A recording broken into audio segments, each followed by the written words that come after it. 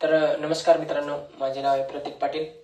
आज आपण नवोदय एक्झाम 2026-27 चा नवीन जो सिलेबस आलेला आहे किंवा जे नवीन विषय जो ऍड झाला आहे त्याच्याबद्दल आपण माहिती बघणार आहोत। तर विद्यार्थी मित्रांनो, नवोदय एक्झाम 2026-27 आता आपल्यापासून काही दूर नाही, नोव्हेंबर महिन्यात एक्झाम आहे। आता तुमच्याकडे 4 किंवा 4.5 महिने आपल्याला आता बाकी आहे। तर विद्यार्थी मित्रांनो, तुम्ही ज्यांनी फॉर्म भरलेला नसेल त्यांनी फॉर्म भरून टाका। फॉर्म भरण्याची लास्ट डेट 31 जुलै 2026 आहे। याच्यानंतर तुम्हाला फॉर्म फिल करता येणार नाही। त्याच्यासाठी जे डॉक्युमेंट लागत असतात ते डॉक्युमेंट काढून घ्या आणि लवकरात लवकर फॉर्म भरा। आणि दुसरी महत्त्वाची विषय म्हणजे आपली जी एक्झाम होणार आहे या वर्षाची ती 28 नोव्हेंबर 2026 28 नोव्हेंबर 2026 मध्ये 11:30 ते 1:30 या तासामध्ये 2 तासामध्ये जी आपली एक्झाम नवोदयची होणार आहे। आणि जो यावर्षी नवोदय समितीने आपल्याला जो सिलेबस दिला आहे किंवा जे मार्क डिस्ट्रीब्युशन दिलं आहे ते आपण आता बघू शकतो कसं।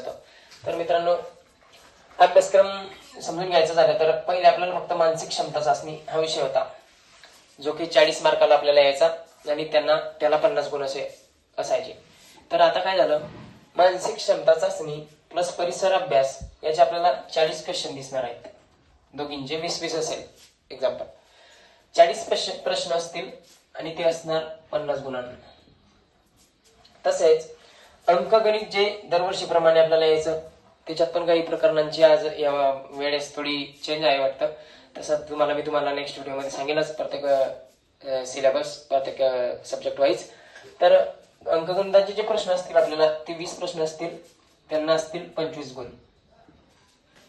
आणि तिसरा महत्वाचा विषय म्हणजे आपला भाषा, जे आपली भाषा आहे मराठी भाषा, त्या मराठी भाषेचे किंवा भाषाविषयी जो असेल त्याचे आपल्याला 20 प्रश्न असतील आणि ते असतील आपल्याला 25 गुणांना। असे टोटल प्रश्न आपल्याला यावर्षी बघायला मिळतील, जे की दरवर्षी असतात त्याचप्रमाणे आपल्याला 4 आणि 2 80 प्रश्न असतील। 80 काय असतील आपल्याला प्रश्न, आणि जे गुण असतील ते 100 गुणांना। 80 प्रश्न आपल्याला 100 गुणांना बघायला मिळतील। आणि एक प्रश्न आपल्याला 1.25 असा आपल्याला असेल। तर हे जो सिलेबस चेंज झाला आहे तर त्याच्यात घाबरायची काही गरज नाही।